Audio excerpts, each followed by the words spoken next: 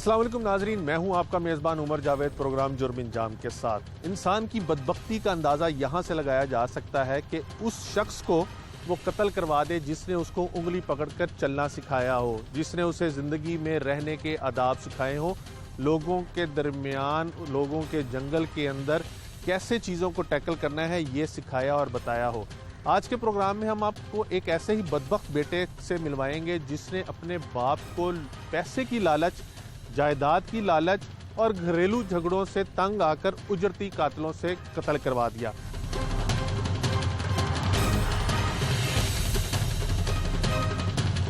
सिर्फ यहाँ तक ही बात खत्म नहीं होती, बल्कि कत्ल करवाने के बाद उसने ऐसा ड्रामा रचाया कि उसके बाप को नामालूम मुल्जिमान ने कत्ल किया है, जिनको उसने पकड़ने की कोशिश की और वो पकड़े नहीं गए और फरार हो गए।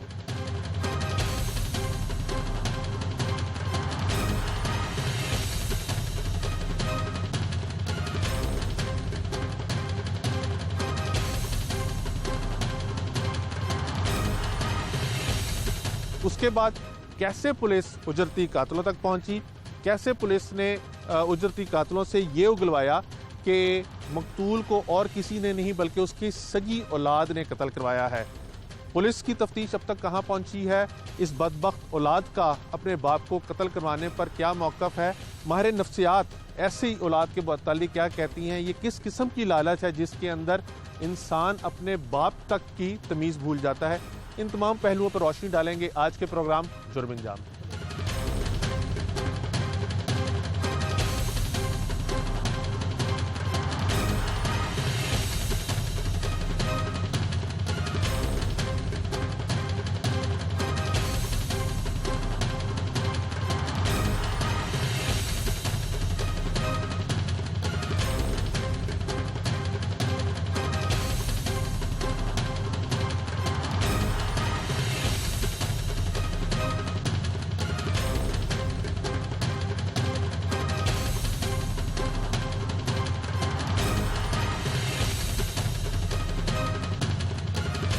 यूँ तो आप बहुत से ऐसे क्राइम देखते होंगे जिसके अंदर कोई बंदा कत्ल हो जाए या ज़ख्मी हो जाए या कोई वारदात हो जाए तो उसके अंदर मुद्दई जो है वो बाद में मुलजिम निकल आता है।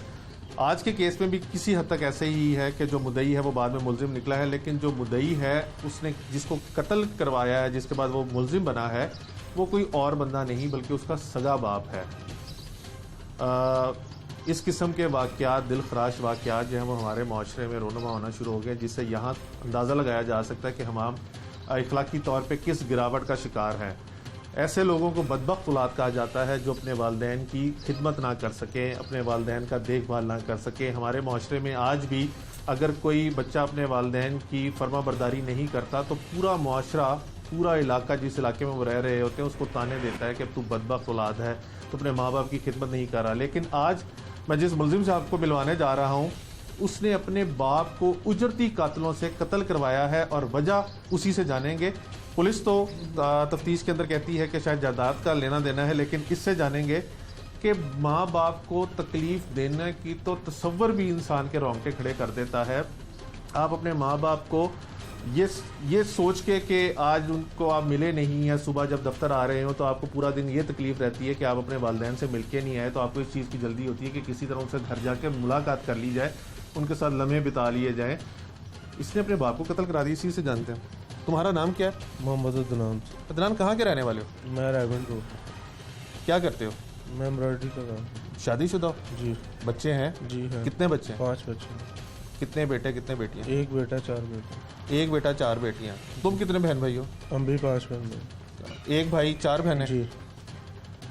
किसको कत्ल? एक सीसीटीवी फुटेज आई थी 2019-2020 की अगस्त में। जी जी। उसके अंदर तुम किसी बंदे के पीछे भाग रहे थे। जी जी। वो कौन लोग थे? ये शूटर थे। ये शूटर थे। इन्होंने क्या किया था उस दिन? इन्होंने मेरे वाला साहब को मर्डर किया। अच्छा, फिर उसके बाद तुमने मुकदमा दर्ज करवाया था इन लोगों के खिलाफ? जी। कौन से थाने में? थाने चूंग में। 302 का? हाँ, वालिद साहब फौत हो गए थे? जी। अच्छा, अब पुलिस ने तुम्हें क्यों पकड़ा? वो मैंने करवाया था इससे। अपने वालिद को तुमने खुद कत्ल करवाया था? जी। वो सगे वालिद थे या सगे वाले? उनकी औलाद ही हो? हाँ जी। तो फिर वजह उनको कत्ल करवाने की? और मेरे को मामला थे उनके साथ, मसलन? कारोबारी को घरेलू। किस किस्म के मामला? लड़ाई झगड़े वगैरह होते रहते। वालिद के साथ? जी। अच्छा, तो अलहदा नहीं हुए, उन्हीं के साथ रहते थे? बस सर गलती होगी, हो जाना चाहिए था लेकिन गलती की। जब लड़ाई झगड़े हो रहे थे तो उनके साथ एक ही घर में जी, रहते एक थे? ही घर में रहते शुरू से। वालिद साहब पैसे वाले थे? हाँ जी सर। अच्छा, कितने की जायदाद है अंदाजन? तो 20-25 करोड़ रुपये। कहाँ पे है ये जायदाद? रायवन रोड पे। खुद कहाँ पे तुम लोग सारे रहते थे? रायवन रोड पे रहते। कितना बड़ा घर? 8 कनाल में। तो अगर वालिद साहब का इंतकाल वैसे तबई होता तो उसके बाद जायदाद तो तुम्हारे नाम ही आनी थी और बहनों के नाम जानी थी। बहनें शादीशुदा हैं? हाँ जी शादीशुदा। तो सबसे बड़ा हिस्सा तो तुम्हें मिल रहा था। जी जी। तो फिर वालिद को कत्ल करवाया क्यों? तो बस गलती हुई ना, वैसे नहीं होना चाहिए। गलती तो सर, हो नहीं गई, होना चाहिए। गलती हो गई, मान लिया कि तुम जज्बात में आए, लड़ाई हुई, तुमने अपने सगे बाप को कत्ल करवा दिया। जी। कोई पैसे मांगते थे उनसे, क्या चाहिए था? ऐसी तरह के मामला थे। कितने पैसे दरकार थे? सर रूटीन में जैसे होती हैं चीज़ें सारी इसी तरह की। तो खुद तुम क्या करते हो? एम्ब्रॉयडरी के साथ तो ही वहाँ से काम- पैसे नहीं तुम्हें मिलते थे? पर नहीं था होता, कभी नुकसान हो जाता था। हाँ। ऐसे मामला जुआ वगैरह भी खेलते हो? नहीं बाकी होते। और कोई शौक वगैरह, रंगीन मजाज तो नहीं? नहीं सर। कोई रंगीनी मजाजी कोई? नहीं सर। तो यार पुलिस को भी मैंने कई दफ़ा पूछने की कोशिश की, वो भी नहीं बता पाए। उन्होंने कहा कि फिर आप मुलजिम से खुद ही पूछ लें। तो कत्ल करने की बुनियादी वजह ये है कि वो डांटते थे या पैसे नहीं देते थे? बस इसी तरह के मामला थे। इस वजह से तुमने बाप को कत्ल कर दिया। अब तुम्हारे बच्चे बड़े हो रहे हैं, तुम्हारा बेटा भी है, तुम्हारी बेटियां भी हैं, तो अब तो तुम जेल में हो। अगर तुम रिहा हो गए, जी। पुलिस ने नाकिस तफ्तीश की और तुम्हें उसका फ़ायदा हो गया, तुम बाहर आ गए, तो तुम्हारा बेटा अगर कत्ल कर दे तो नॉर्मल है तुम्हारे लिए? बदला तो यही बनता। क्योंकि तुम भी तो सगी औलाद थी ना। जी, तुमने भी अपने बाप को सिर्फ इस वजह से कत्ल कर दिया कि वो तुम्हारी बात नहीं मानते थे, डांटते थे। जी। तो ये तुम्हारे लिए नॉर्मल होगा। तुम्हारा बेटा अगर तुम्हारा फर्मा बरदार ना हो और जो तुमने अपने बाप के साथ दरिंदगी करवाई वैसे करे, नॉर्मल है। कुछ शर्मिंदगी कभी कोई शऊर ने झंझोड़ा हो कि किसको तुमने कत्ल सर कराया? होती जी। सर हर लम्हे होती है सर। जब ये प्लान कर रहे थे, 1-1.5 महीना तुम्हें लगा प्लानिंग का, जी। उसके अंदर कभी तुम्हारे तुम्हें नहीं झंझोड़ा कि तुम क्या कर रहे हो? किसी से मशवरा किया था? नहीं सर। किसी से मशवरा नहीं? बीवी, माँ, किसी को भी नहीं। किसी को भी नहीं पता? बहनों को? नहीं सर। बकौल इसके जायदाद की लालच और डांट डपट जो है उसकी वजह से इसने अपने बाप को कत्ल कर दिया। हमारे मुआशरे में बाप की डांट जो है उसको भी तोहफा समझा जाता है। बाप ना डांटे तो लगता है कि नाराज़ हो गए हैं, तो हम बंदा ऐसी हरकतें करता है कि वो डांटे ताकि पता चले कि वो नाराज़ नहीं है, और इसने अपने बाप की डांट डपट के ऊपर कत्ल करा दिया। आप देखें कि हमारे मुआशरे में किस किस्म के मैसेजेस जो हैं वो डिसमिनेट किए जा रहे हैं। तुम्हारा क्या नाम है? मोहम्मद अज़ीम तुमने क्या किया? सर ਮੈਨੂੰ 4-5 ਦਿਨ ਹੋ ਗਏ ਮੈਨੂੰ ਕਹਿ ਰਿਹਾ ਸੀ, ਮਹੀਨਾ ਡੇਢ ਹੋ ਗਿਆ ਪਿੱਛੇ ਲੱਗਾ ਸੀ। कैसे जानते हो इसे? ਜੀ ਸਰ ਮੈਂ ਸੈਂਟਰੀ ਦਾ ਕੰਮ ਕਰਨਾ ਵਾ। सैनिटरी का काम? ਸੈਂਟਰੀ ਦਾ ਹਾਂਜੀ। अच्छा, इसको कैसे जानते हो? ਇਹ ਸਾਰੇ ਜਿਹੜਾ ਮੇਰੇ ਦੋਸਤ ਹੈ ਨਾ ਉਹਦੇ ਨਾਲ ਇਸਲਾਮ ਦੁਆ ਸੀ हाँ हाँ। ਤੇ ਸੈਂਟਰੀ ਦਾ ਮੈਂ ਕੰਮ ਕਰਦਾ ਸੀ। ਮੈਂ ਫਿਰ ਇੱਕ ਦੋ ਕੰਮ ਵੀ ਕਰਕੇ ਆਇਆ ਵਾਂ ਤੇ ਇਹਨਾਂ तुम्हारे पे पहले भी कोई मुकदमे है? ਹਾਂਜੀ ਸਰ ਹਾਂਜੀ। किस चीज़ के? ਸਾਡੇ ਸਾਥ ਦੁਸ਼ਮਣੀ ਹੈ ਪਾਜੀਆਂ ਪਿੰਡ। पाजियाँ पिंड में दुश्मनी है? ਹਾਂਜੀ ਸਰ। किस चीज़ के मुकदमे तुम पे? ਹਾਂਜੀ ਸਰ 324 ਦੇ 302 ਦੇ। अच्छा, कितने बंदे मारे हुए? सर एक बंदा ਅਸੀਂ ਇੱਕ ਮਾਰਿਆ। जख्मी कितने किए हैं? 2000 ਦੋ ਬੰਦੇ ਜ਼ਖਮੀ ਨੇ। अच्छा, तो पहले पैसे लेके मारे हैं? ਨਹੀਂ ਸਰ ਸਾਡੀ ਦੁਸ਼ਮਣੀ ਸਾਡੇ ਸਾਥ। इस बंदे को जिसको इसके बाप को तुमने कत्ल किया उसको पैसे लेके कत्ल करवाया? ਨਹੀਂ किया? ਸਰ ਸਾਰੇ ਇਹਨੇ ਮੈਨੂੰ ਮਹੀਨਾ ਡੇਢ ਹੋ ਗਿਆ ਮੈਨੂੰ ਕਹਿ ਰਿਹਾ ਸੀ ਤੇ ਮੈਂ ਕਿਹਾ ਯਾਰ ਮੇਰੇ 2 ਬੱਚੇ ਨੇ ਤੇ ਮੈਂ ਤੇ ਨਹੀਂ ਕੁਝ ਕਰ ਸਕਦਾ। ਇਹ ਕਹਿੰਦਾ ਚਲ ਬੰਦੇ ਦੇ ਦੇ ਤੇ ਮੈਂ ਫਿਰ ਸਾਰੇ ਮੇਰੇ ਨੇ ਨਹੀਂ ਜਾਨ ਛੱਡੀ। ਮੈਂ ਫਿਰ ਸਾਰੇ ਇਹਨਾਂ ਨਾਲ ਗੱਲ ਕਰਾਤੀ ਇਹਨਾਂ ਨਾਲ। हाँ हाँ। ਇਹਨਾਂ ਨਾਲ ਗੱਲ ਕਰਾਤੀ ਇਹ ਫਿਰ ਉੱਥੇ ਗੱਡੀ ਬਹਿ ਕੇ ਇਹਨਾਂ ਨਾਲ ਗੱਲਬਾਤ ਹੋ ਗਈ। तुम्हें इसमें क्या फ़ायदा होना था? ਹਾਂਜੀ तुम्हें इसमें क्या फ़ायदा होना ਮੈਨੂੰ था? ਸਾਰਾ ਇਹ ਫਾਇਦਾ ਸੀ। ਕਹਿੰਦਾ ਸੀ ਯਾਰ ਪੈਸੇ 20 ਲੱਖ ਰੁਪਏ ਨਾਲ ਦੇ ਕੇ ਨਾ ਫਿਰ ਮੈਂ ਤੈਨੂੰ ਪੈਸੇ ਦੇਵਾਂ। तुम्हें कितने पैसे देने थे? ਪਤਾ ਨਹੀਂ ਸਰ। यार तुमने एवं तो नहीं ना बंदे आके दे दिए होंगे, तुम्हें कोई तो लालच दी होगी उसने। ਨਹੀਂ ਸਰ ਉਂਝ ਕਹਿੰਦਾ ਸੀ ਵੀ ਤੈਨੂੰ ਦੇ ਦਿਆਂਗਾ ਮੈਂ ਵੀ ਜਿੰਨੇ ਤੂੰ ਕਹੇਂਗਾ। अच्छा, जेल से कब छूट के आए हो? ਮੈਂ ਸਰ 2017 ਚ ਆਇਆ जमानत पे हो या रिहा हो गए? ਜ਼ਮਾਨਤ ਤੇ ਸਾਰਾ। केसों में रिहाई तो नहीं हुई, बरी तो नहीं हुए? ਨਹੀਂ ਬਾਕੀ सही। अच्छा, ये तुम्हारे क्या लगते हैं? ਇਹ ਸਾਰਾ ਮੇਰੇ ਪਾਜੀਆਂ ਪਿੰਡ ਦੇ ਨੇ ਸਰ। पिंड देने? हाँ भी शायद तू उजरती कातिल है। उजरती कातिल का मतलब पता की होंदा है? जी सर। की होंदा? ਪੈਸੇ ਲੈ ਕੇ ਕਤਲ अच्छा, किन्नू कत्ल कीता तुसी? ਅਦਨਾਨ ਦੇ ਵਾਲਦ की डील हुई सी? 20 ਲੱਖ ਦੀ ਡੀਲ ਹੋਈ ਸੀ 20 लाख कैश देना सी? ਜੀ। एडवांस किन्ने दिते सी? ਐਡਵਾਂਸ ਤਾਂ ਨਹੀਂ ਸੀ ਦਿੱਤੇ, ਐਡਵਾਂਸ ਬਸ 30,000 ਦਿੱਤਾ ਸੀ। 30,000? वो किस चीज़ ਲਈ ਦਿੱਤਾ ਸੀ? ਕਹਿੰਦਾ ਪਿਸਟਲ ਵਗੈਰਾ ਖਰੀਦ ਲਓ। अच्छा, तू रहने वाला कितने ਦਾ? ਮੈਂ ਪਾਜੀਆਂ ਪੇ पहले कोई केस है तेरे ते? नहीं सर। तो तू मान क्यों गया? सर ये अजीम थोड़ा दोस्त था, इसने बार बार कहा और उससे मिलवाया भी, इसलिए। नहीं, बार बार उसने तुम्हारे गर्दन में पिस्टल रख के तो नहीं कहा था कि नहीं, इस वो बंदे तो को नहीं कत्ल कर? सर, ऐसे तो नहीं किया। पैसों की लालच में किया? जी, पैसों की लालच। पहले बंदे मारने की कोशिश की है कभी? नहीं सर। तो फिर क्यों माने? सर वैसे पैसों की लालच में आके मार। कितने पैसे मिल रहे थे तुम्हें? सर 20 लाख था, हम तीनों में डिवाइड होना था। अच्छा, शादीशुदा? नहीं सर। माँ बाप हैं? उनको पता था कत्ल करने जा रहे हो किसी को? नहीं सर। अच्छा, उस रात उस दिन कैसे कत्ल किया? सर उस दिन हम एक दिन पहले गए हैं अंदर, वो उसने दिखाया अपना बाप, फिर आगे अगले दिन गए हैं और हम वहाँ पे गया, उसको फायर मारे मैंने। वो तो बाहर ही खड़ा हुआ था? नहीं, अंदर था। अंदर गए। फैक्ट्री वगैरह थी? जी। फैक्ट्री के अंदर गए तुम लोग? जी, फैक्ट्री के अच्छा, अंदर। 2 फायर मैंने मारे, 2 इसने मारे। दोनों के पास पिस्टल था? नहीं सर, एक ही था। मैंने जब फायर मारे हैं ना, वो मजदूर वहाँ थे, वो जब गिरा है ना तो वो आगे भागने लगे, मेरा हाथ में साफा था, वो नीचे गिरा, मैं उसको उठाने लगा, इसने मेरे हाथ से पिस्टल छीना, फिर? जल्दी से इसने 2 फायर किए और 2 मजदूरों को गालियाँ दी। हाँ। वो पीछे से दरवाजे, वो पीछे भाग गए। हाँ। तो उसके बाद किधर गए तुम लोग? इसने फायर किए 2, इसने पिस्टल मुझे पकड़ाया, हम फिर वहाँ से भाग गए। ये अजीम बाइक मोटरसाइकिल लेकर खड़ा हुआ। फिर उसके बाद किधर गए? उसके बाद गाँव चले गया। गाँव ही रहते रहे? जी। ओके। तुम्हारा क्या नाम है? अदनान सर। पहले कितने मुकदमे तुम पे? एक सर। एक? किस चीज़ का? 324 का सर, लड़ाई झगड़े। किसको जख्मी किया था? फायर मारा था? जी सर, वो ज़मीन का तनाज़ा था गांव में। हाँ। तुम इनके साथ कैसे माने पैसों पे? सर मेरा ये अवैस दोस्त है, ना मैं अजीम को जानना ना अदनान को जानता हूँ सर। इसने मुझे इसरार किया ये काम करना है, तूने मेरे साथ जाना। मैंने कहा चलो ठीक है सर। लालच आ गया सर पैसों का, तो इसके साथ चले गए सर। ये काम हुआ हो गया सर। हाँ। बंदा कत्ल करने के बाद तुम लोग गांव में रहते रहे? जी सर। टोटल टाइम आगे पीछे कहीं नहीं हुए? नहीं सर। कभी पुलिस वगैरह नहीं आई कोई? No sir. पता था कि पकड़े जाओगे कि नहीं? सर ये तो नहीं पता था सर। जब उसने तुम लोगों को ये बताया कि अपने बाप को कत्ल कराना है? सर ये इसने कहा है उसका चचा है, उसके साथ बहुत ज्यादतियाँ करता है, ये है वो है। हाँ हाँ। उसका सगा तुम्हें इसने बताया था कि चचा? अजीम ने बताया। क्या बताया था? कहता है उसका चचा है, उसका चचा उसको जायदाद नहीं देता, तो उसको बहुत ज़्यादतियाँ करता है, उसको कुछ भी नहीं देता वो, इसलिए ना इसको मरवाना। वजह तो पूछी ना हमने कि किस लिए मरवाना, ये इसने ये वजह बताई अजीम। तुम्हें जब पता था कि वो अपना बाप कत्ल कराना चाहता, तुम लोगों ने उन लोगों को क्यों फंसाया? नहीं सर, मरने का नहीं पता इधर बाप झूठ बोल रहे, अभी उसने तुम्हारे कान में कहा तो तुम फौरन मान गए उसकी नहीं बात? सर, नहीं सर, मैंने मरने का नहीं पता बाप साहब ने वेखे ही नहीं से। मैंने 2-3 दफा पहला मिले मेरे को चलाया। सैनिटरी का काम तुम करते थे, तुम्हें ये नहीं पता था कि उसका सगा बाप है? सर मैंने पता ही नहीं से, मैं कभी गई नहीं फैक्ट्री से। यार एक तू बंदा मारता हो तो झूठ बोली जा रहे हैं। नहीं सर, मरने का नहीं गल मैंने नहीं पता है सर। दरिंदे हैं ये, दरिंदे, इनको सख्त से सख्त सजा देनी चाहिए। पता नहीं अब सीआईए दे पाती है कि नहीं दे पाती। वैसे तो हमारे लाहौर पुलिस का आप रिकॉर्ड देख ही रहे हैं कितनी सजाएं वो दिलवा रहे हैं। हमारे साथ तफ्तीशी मौजूद हैं जिन्होंने मुल्ज़िमान को गिरफ्तार किया है। किस तरह से गिरफ्तार की है इनसे जानते हैं। ये बड़े दावेदार हैं कि ये अपने माँ बाप के बड़े ताबेदार हैं। इनसे पूछते हैं कि जो ताबेदार नहीं उनके साथ क्या सलूक किया।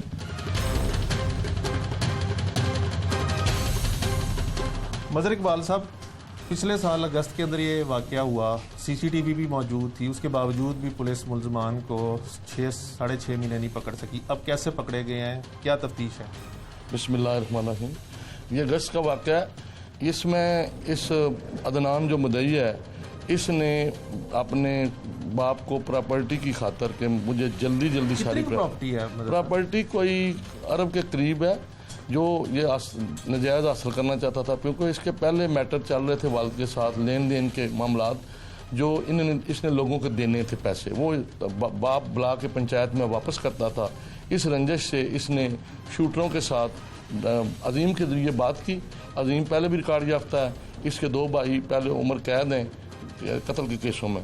इसने फिर इन दोनों के साथ बात किया, अवैस और वो जो अदनान है एक लड़का, इसके साथ बात की। अदनान भी है वो भी पहले रिकॉर्ड याफ्ता है कि मैंने अपने एक अजीज़ को मर्डर करवाना है।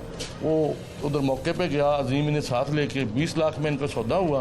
पहले इसने 32,000 रुपया पिस्टल के लिए दिया अजीम को, उसके बाद इन्हें 4 लाख रुपया एडवांस दे दिया। ये उधर गए मौके पे, अजीम साथ लेके गया, इन्होंने डकैती का रंग दिया और बाहर खड़ा था खुद अदनान जो मुद्दई बना है, उसने ऐसा एक्शन किया कि जैसे महसूस हो कि मैं इनके पीछे भागा हूँ। वो जो सीसीटीवी के अंदर ये भागा था। और उसने आगे जो अवैस है उसने पिस्तौल निकाल के इसको डराया, ये फिर रुक गया, ये मुद्दई बन गया।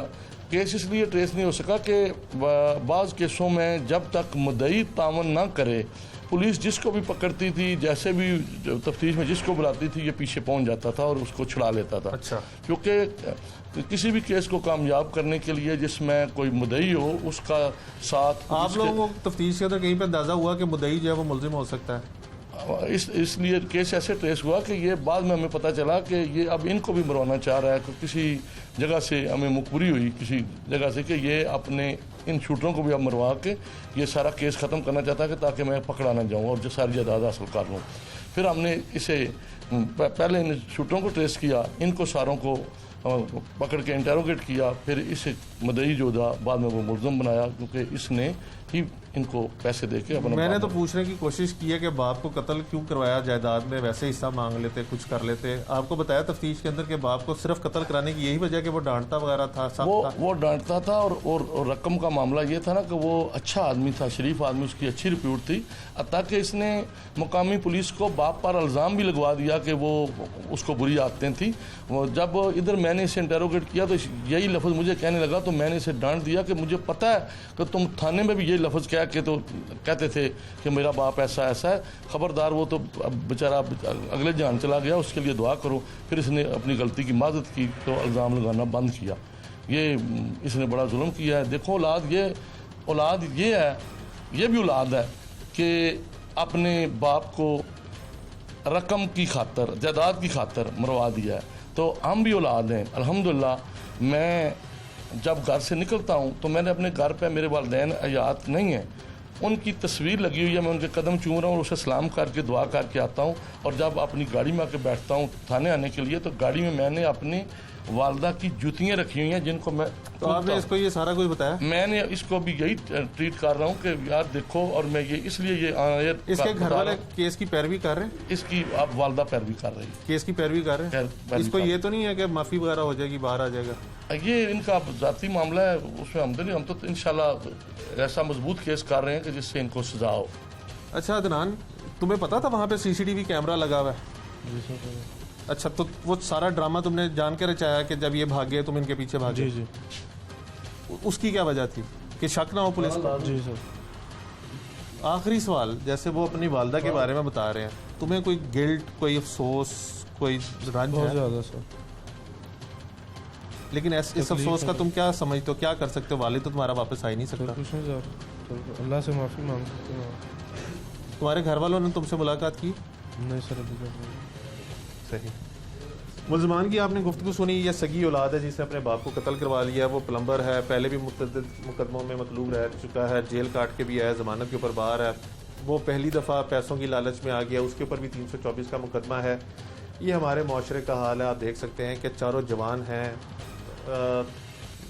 अल्लाह ने कुव्वत दी है, ताकत दी है, काम कर सकते हैं, मेहनत मजदूरी कर सकते हैं, दिहाड़ी लगा सकते हैं, लेकिन उसके बावजूद भी आसान तरीका ढूंढा कि एक शख्स अपना बाप कत्ल करवाना चाहता है जायदाद की लालच में, और सारे उसके साथ मिल गए कि 20 लाख रुपए आएगा। 20 लाख तो आया नहीं, लेकिन सारों को जेल की हवा खानी पड़ी। लेकिन इसमें से दो क्योंकि पहले से केसेस भुगत रहे, शायद इसलिए उनके लिए नई बात नहीं थी। लेकिन अब इसको अफसोस हो रहा है, लेकिन बाप इस टाइम जा चुका है, बाप वापस नहीं आ सकता। और पुलिस कहती है कि तफ्तीश मेरिट पे की जा रही है और उसके मुताबिक फैसला किया जाएगा।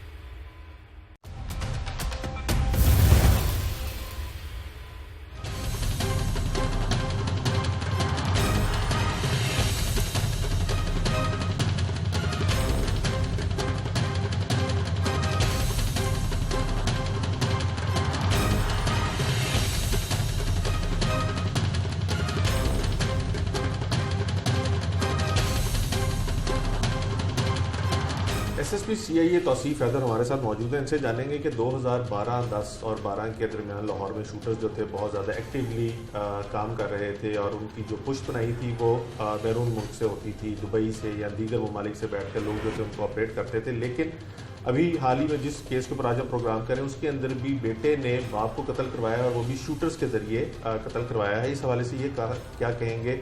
इससे पहले फिरदौस मार्केट के चौक में भी शूटर्स ने एक बंदे को कत्ल किया। इसी तरह दिल्ली दरवाजे के अंदर एक ताजिर को शूटर ने कत्ल किया था।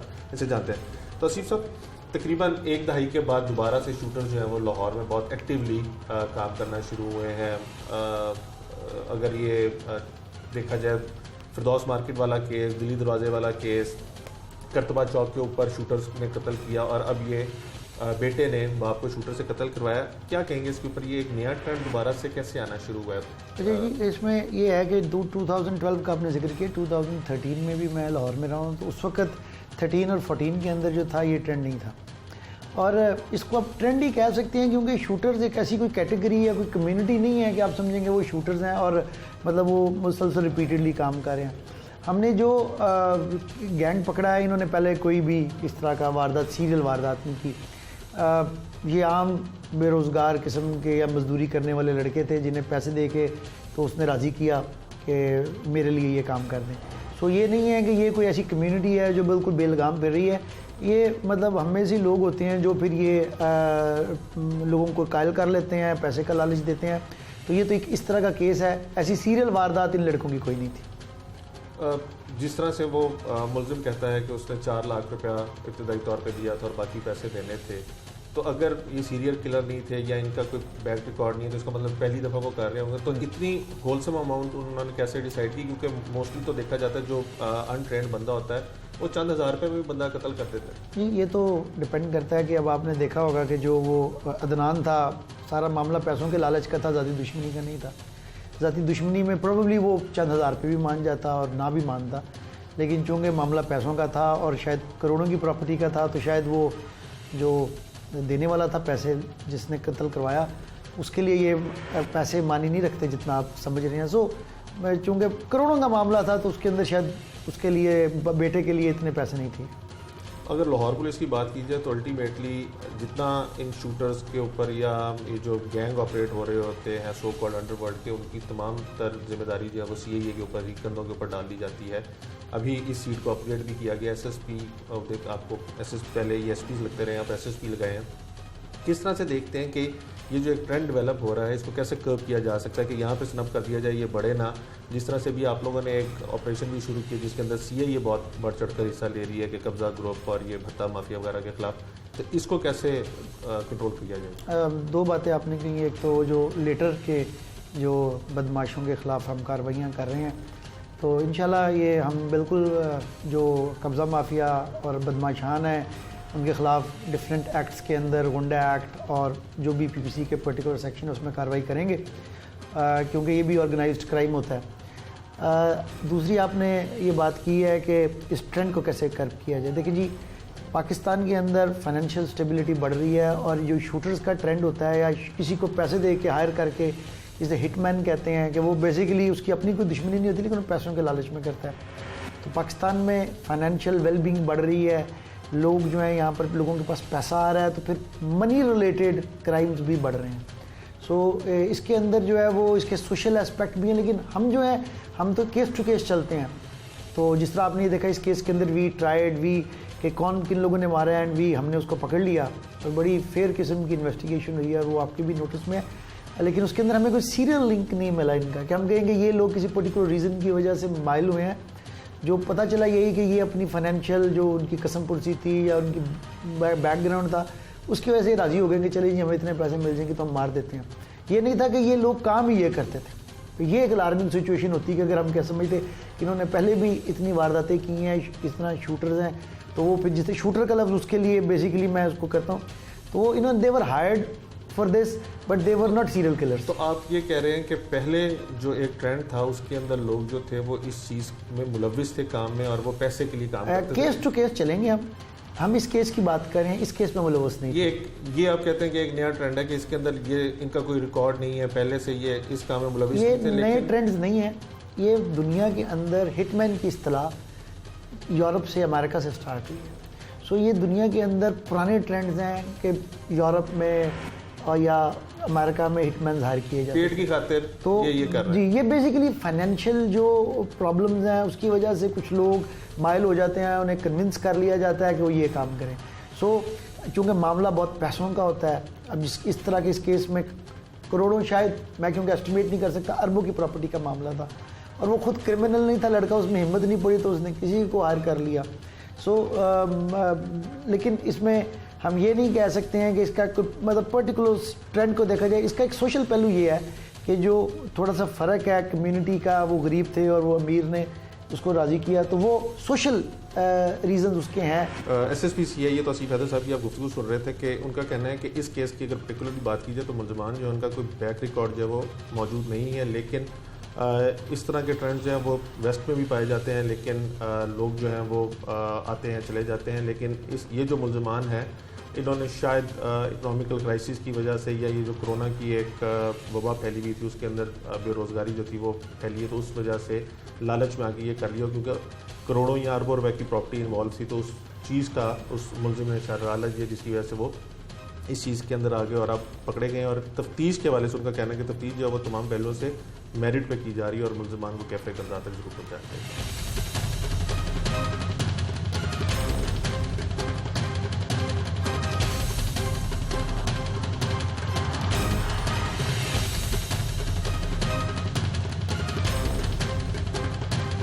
लाहौर हाई कोर्ट के senior advocate SN Naveed Farooqui sahab हमारे साथ मौजूद हैं। इनसे जानेंगे कि जिस केस के ऊपर आज हम प्रोग्राम कर रहे हैं उसके अंदर जो मुद्दई था अब वो मुलजिम है और उसके ऊपर इल्ज़ाम ये है कि उसने अपने बाप को उजरती कातलों के हाथों कत्ल करवाया है।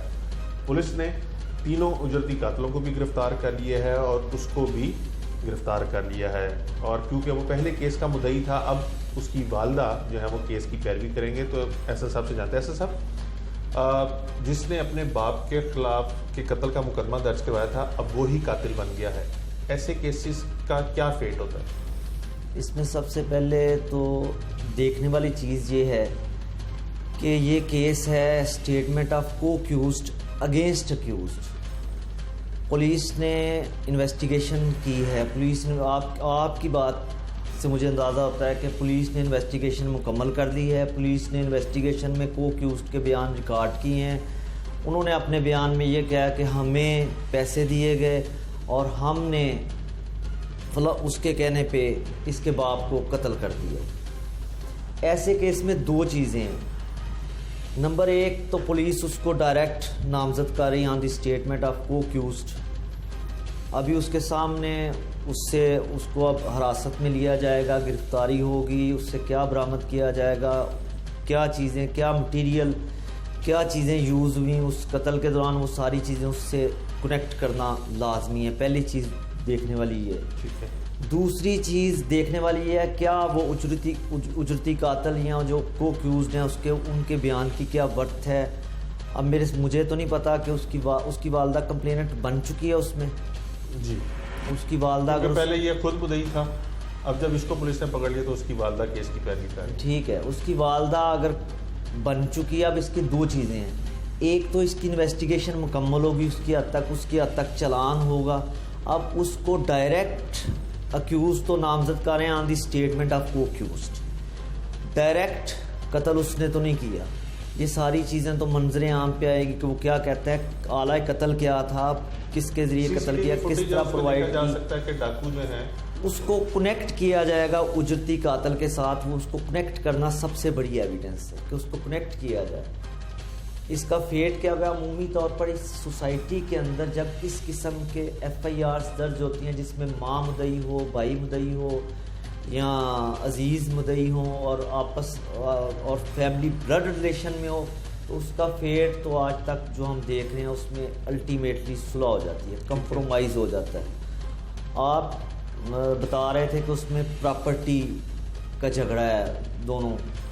इस माशरे में हिर्सो हवस तमा लालच वैसे ही सरायत कर चुका है। यहाँ तो भाई का और हर चीज़, हर society as a whole corrupt हो चुकी है। जैसे आप कह रहे हैं कि ये जो ऐसे केसेस का फेट जो है वो सुलह हो जाती है, अगर मुलजिम जो है अदनान, जिसने अपने बाप को उजरती कातलों से कत्ल करवाया है, उसकी तो ब्लड रिलेशन हो गई माँ के साथ कि माँ अब मुद्दई बनी है तो वो इसको माफ़ कर देगी, लेकिन जिन्होंने डायरेक्टली कत्ल किया, तीनों ने, जिन्होंने 20 लाख की लालच में कत्ल किया, उनका फिर इसको माफ़ी अगर मिल जाती है शरीयत के तहत तो उनका क्या फिर होगा? देखें जी, इस किस्म के केसेस जो आज तक हम देखते आए हैं ना, जो रूटीन प्रैक्टिस है, नॉर्मल प्रैक्टिस में जब आप माफ़ी की बात करेंगे ना उससे जिसने कत्ल किया है, तो उजरती कातल भी साथ ही माफ़ किए जाते हैं, जो हम देखते हैं। इस तरह नहीं होता कि वो उसको छोड़ देंगे और उन तीनों को रहने देंगे।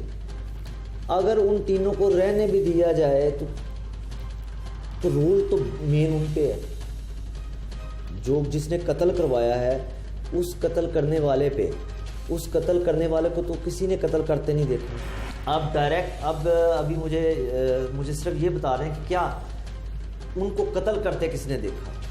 सीसीटीवी फुटेज है, सीसीटीवी उसके अंदर तीनों मुलजिम जो है वो भागते हुए आ रहे हैं, ये वहाँ पे खड़ा हुआ है, ये उनको पकड़ने की कोशिश करता है, वो इसको डराते हैं, ये वहाँ पे रुक जाता है।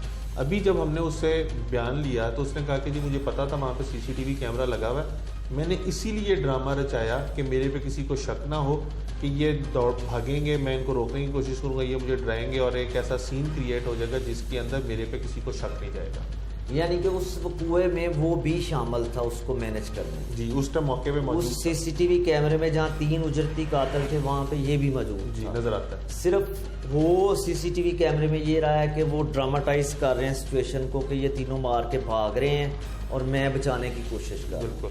अपेरेंटली इसका मतलब ये हुआ कि वो भी डायरेक्ट अक्यूज्ड है उसमें नामजद उन तीनों के साथ, लेकिन जिसने फायर किया उसकी सज़ा भी 302 में ही होनी है, वो कोई 109 में नहीं, वो डायरेक्ट अक्यूज्ड है। अगर डायरेक्ट अक्यूज्ड को वो माफ़ नहीं करते, वालदा माफ़ नहीं करती, तो उनकी हद तक एलिगेशन तो वो स्टैंड करता है, वो उसकी हद तक शैटर नहीं हो सकता। उसको सज़ा उस डायरेक्ट एलिगेशन में उससे जो असला बरामद हुआ या पिस्टल बरामद हुआ या सीसीटीवी, अब सीसीटीवी कैमरे पे भी मुख्तलिफ चीज़ें हैं कि वो एडमिसिबल होगी, उसको दिखाया जाएगा, उसकी ऑथेंटिसिटी चेक की जाएगी, सारी सीसीटीवी फुटेज वैसे अदालत मानती है एज ए फोरेंसिक अमूमी एविडेंस? तौर पे सीसीटीवी फुटेज को फोरेंसिक इस पे मुख्तलिफ किस्म की डिस्प्यूटेड आरा पाई जाती हैं। सीसीटीवी को बाज़ औक़ात कोर्ट उसकी ऑथेंटिसिटी को चेक करने के लिए अब तो फोरेंसिक लैब आ गई, उसमें भिजवाई जाती है कि ये कितनी लैब है। अब इस केस के अंदर जहाँ पे एक ड्रामा क्रिएट हो रहा है, उसको समझने के लिए ये अपने साथ एंगेज करेंगे किसी ऐसे इन्वेस्टिगेशन ऑफिसर को जो इनकी फ़िज़िकल अपीयरेंस या उन सारी चीज़ों को जानता है। लेकिन बहरहाल वो एक सेपरेट इशू है, वो एक लंबी कहानी है। जो मेन 3 बंदे जो इस कत्ल में इन्वॉल्व हैं, उनका रोल डिपेंड करेगा कि क्या किसी ने पकड़ा, किसने गोली चलाई, उस रोल के हिसाब से अदालत उनकी सज़ा का तयन करेगी। यहाँ मसला ये है कि एक ने जफ्फा डाल लिया, एक ने बाजू से पकड़ लिया, एक ने गोली मार दी। अब यहाँ कोर्ट्स के अंदर आप देखते हैं उसमें डिसीजन गोली मारने वाले पे ज़्यादा है कि उसकी गोली उसको हिट करी, बाकियों ने तो सिर्फ जफ्फा ही मारा। लेकिन आप दूसरी तरफ क्यूज तीनों ही हैं। लेकिन दूसरी तरफ आप ये भी कह रहे हैं कि आपके मुशाहिदे में ऐसा केस कोई नहीं आया जिसके अंदर सज़ा हुई हो, ज़्यादातर माफ़ी और सुलह सफाई ही। इस सोसाइटी में ख़ास तौर पर इस सोसाइटी के अंदर मैंने तो नहीं देखा कोई ऐसा केस जिसमें इस किस्म का फैमिली ब्लड रिलेशंस आपस में लड़े हैं, कत्ल हो गया है और किसी को माफ़ी मिली है। बहुत कम ऐसा होता है। हमारे सामने यही सेक्शन 345 CRPC मौजूद है, सज़ा माफ़ की जा सकती है, उनकी वालदा सुलह कर लेगी, वालदा बयान से मुकर सकती है, वालदा कल को ये कह सकती है जी मुझे तो ज़बरदस्ती FIR में शामिल किया गया।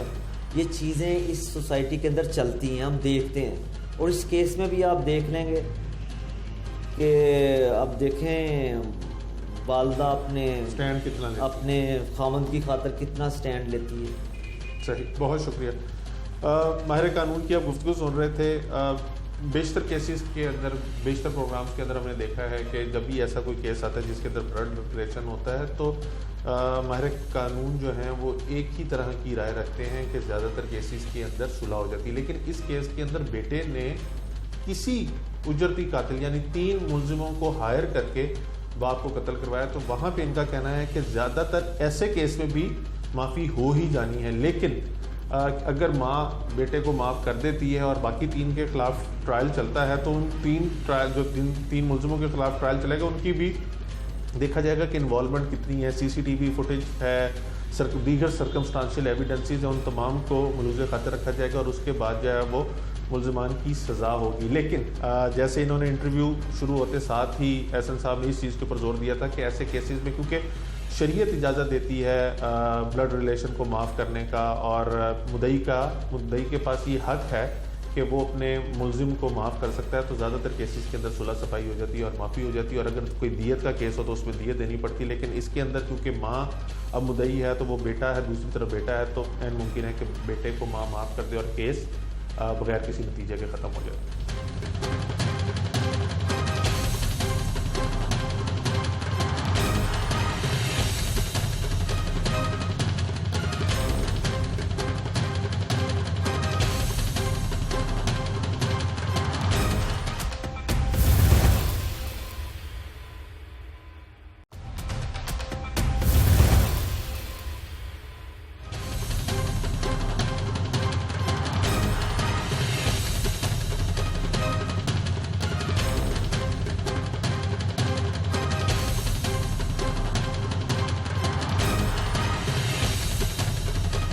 माहिर नफ्सियात प्रोफेसर डॉक्टर राफिया रफ़ीक हमारे साथ इस टाइम प्रोग्राम में मौजूद हैं। इंतहाई अहमियत का हामिल टॉपिक है जिसके ऊपर आज हम प्रोग्राम कर रहे हैं, जिसके अंदर पहले एक मुद्दई ने मुकदमा दर्ज करवाया कि उसका बाप जो है वो कत्ल हो गया और बाद में वही मुद्दई जो है वो मुलजिम निकला, यानी बेटे ने अपने बाप को कत्ल कराया। और जब उससे पूछने की कोशिश की हमने कि उसने अपने बाप जैसी हैसियत को कैसे कत्ल करा दिया, बाप एक पिलर की हैसियत रखता है, बाप वो होता है जो रीढ़ की हड्डी होता है, इंसान को चलने फिरने ज़िंदगी गुजारने के असलूब सिखाता है, उसने उसको इतनी बेदर्दी से उजरती कातलों से क्यों कत्ल करवा दिया? तो उसका जवाब उसने ये दिया कि उससे गलती हो गई और उसको बाप जो था वो डांटता था और उसके कुछ मामला चल रहे थे।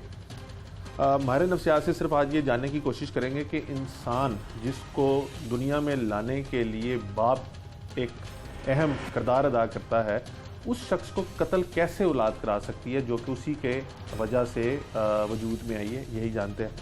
डॉक्टर साहब, आप बहन ने भाई को कत्ल करा दिया, भाई ने बहन को जायदाद के पीछे कत्ल करा दिया, रिश्तेदारों को कत्ल करा दी, बहुत आम सी खबरें हैं जो हमारे टेलीविज़न पर रोज़ाना चलती हैं। लेकिन जिस तरह भी हाल ही में आपने शायद देखा हो कि भाई ने भाई के साथ ज़्यादती कर दी, ये कभी नहीं हमने सुना था। अब ये सुन रहे हैं कि बेटे ने बाप को इसलिए कत्ल करा दिया कि वो उसको डांटता था, जायदाद का तनाज़ा था या लालच थी, व्हाटसोएवर। बाप के फौत होने के बाद जो जायदाद है उसका लीगल हेयर जो है वो बेटा और बेटियां और फिर वाइफ होती है। इंसान कैसे कर सकता है ये? देखिए जी, ये जो केस आप बता रहे हैं, ये इस तरह के केसेस तो देखिए हम लोग आपके प्रोग्राम में पहले भी देखा है, जैसे आपने अभी हाईलाइट किया। और इस केस में ये बात देखें कि वो इकलौता बेटा है और उसी के पास सारी जायदाद आनी है। तो एक सिंड्रोम होता है ग्रीड सिंड्रोम, जिसमें बंदा इतना ज़्यादा ग्रीडी हो जाता है और इतना ज़्यादा लालची हो जाता है कि वो वेट भी नहीं करता किसी चीज़ के लिए। और ऐसे शख्स की जो है ब्रेन फंक्शनिंग में भी बहुत से न्यूरोकेमिकल चेंजेस भी आ रहे होते हैं और स्ट्रक्चरली भी ऐसे ब्रेन जो होते हैं वो थोड़े से साइकोपैथिक टेंडेंसीज़ के हामिल होते हैं और उनकी पर्सनालिटी ट्रेट्स भी इस किस्म के होते हैं कि वो हर चीज़ को वक्त से पहले हासिल करना चाहते हैं। तो इस केस में तो एक तो ये है कि वो ग्रीड सिंड्रोम का नज़र आ रहा है। दूसरी बात ये है कि बचपन में बाप ने उसको किसी चीज़ पे नो भी नहीं कहा।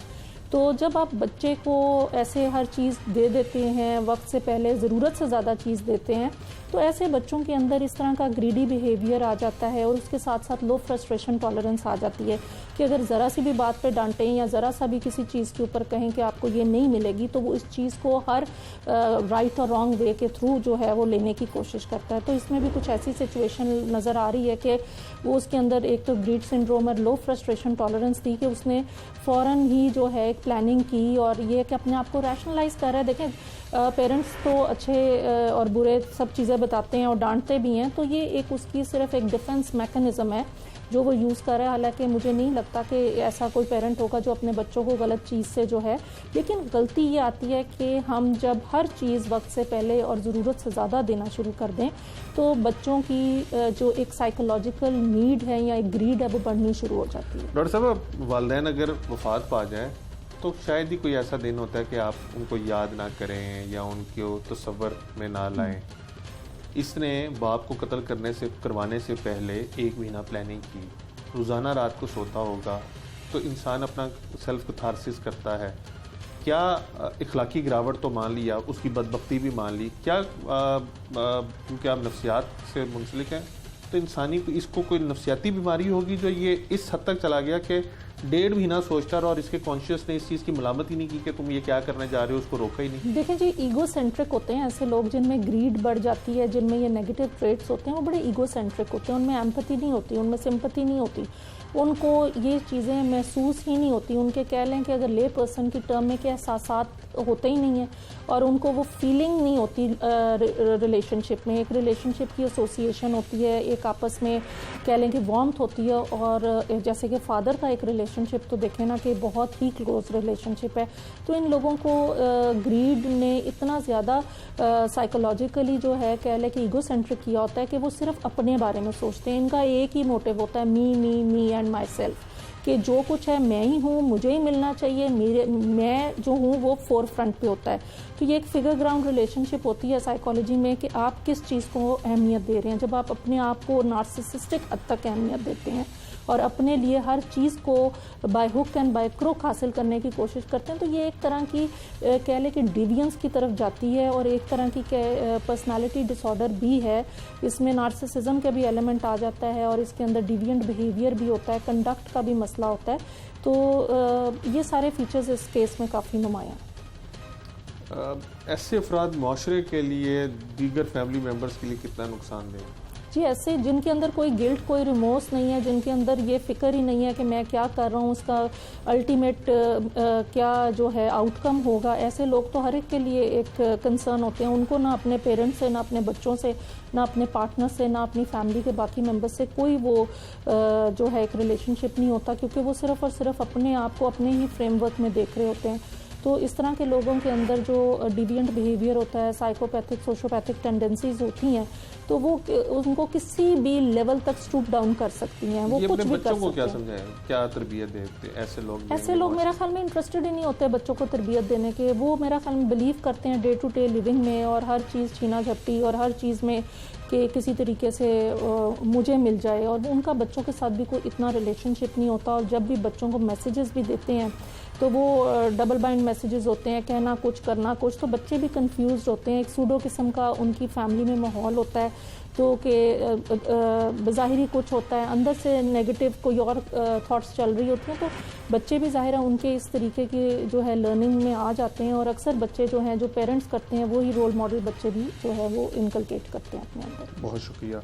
माहिर नफ्सियात डॉक्टर प्रोफेसर राफिया रफ़ीक हमारे साथ मौजूद थी। इंतहाई अफसोसनाक वाक़या है कि बेटे ने अपने बाप को कत्ल कर दिया, और जिस तरह से वो अपनी माहिराना राय आपको बता रही थी डॉक्टर साहिबा, कि ऐसे लोगों के अंदर एक जो लालच होती है वो इस हद तक उनको आ गई होती है, उनके जहन और दिमाग पर छा गई होती है कि वो जो भी चीज़ वो चाह रहे होते हैं उसको बस किसी तरह फौरी तौर पे हासिल करना चाहते हैं, और फिर उनको ना तो उस चीज़ का कोई अफसोस होता है, ना कोई उनको पेशमानी होती है, ना ही उनका जो ज़मीर है वो मलामत करता है, और वो बस उसको कर गुजरते हैं और उसके कॉन्सिक्वेंसेस क्या हों वो इससे बिल्कुल बाला ताक रखते हैं। और इस केस में भी हमने देखा कि मुलजिम अब पकड़े जाने के बाद, यानी उसने अगस्त में अपने बाप को कत्ल करवाया, सितंबर, अक्टूबर, नवंबर, दिसंबर, जनवरी वो फिरता रहा उसी घर में, अपनी बीवी, बहन, वालदा के सामने फिरता रहा, लेकिन उसको कोई गिल्ट नहीं था और वो बिल्कुल नॉर्मल प्रिटेंड भी करता रहा, जिससे ये अंदाज़ा लगाया जा सकता है कि वो किस हद तक गिरावट का शिकार था।